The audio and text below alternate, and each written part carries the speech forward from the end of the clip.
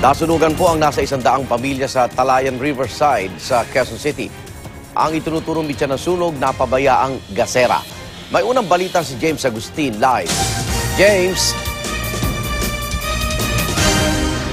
Yes, nananawagan ng tulong yung mga residenteng nasunugan dito sa Talayan Riverside sa Quezon City kagabi.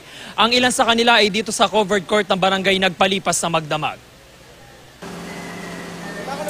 Malaking sunog ang gumising sa mga residente ng Talayan Riverside sa Quezon City kagabi.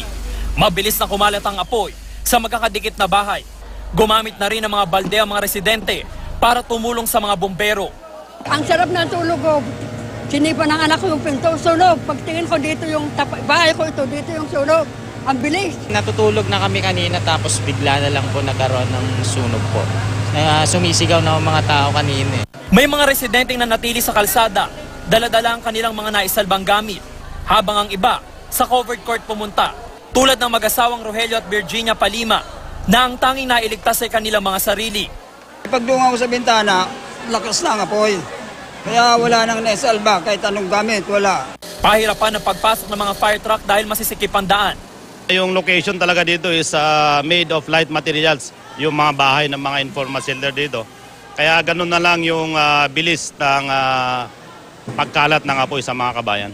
Sa inisyal na investigasyon ng BFP, nagsimula ang apoy sa bahay ni Joel Campbell dahil daw sa naiwang nakasinding gasera. 8 taon na raw sila walang supply ng kuryente. Bale, iniwan ko yung gasera sa taas.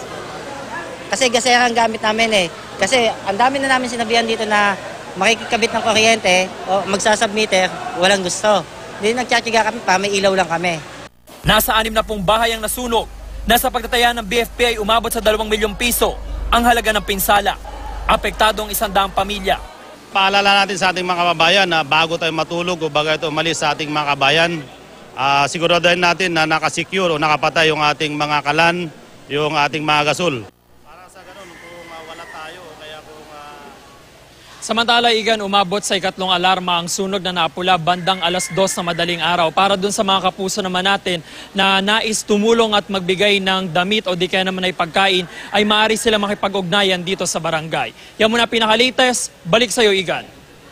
Maraming salamat, James Agustin.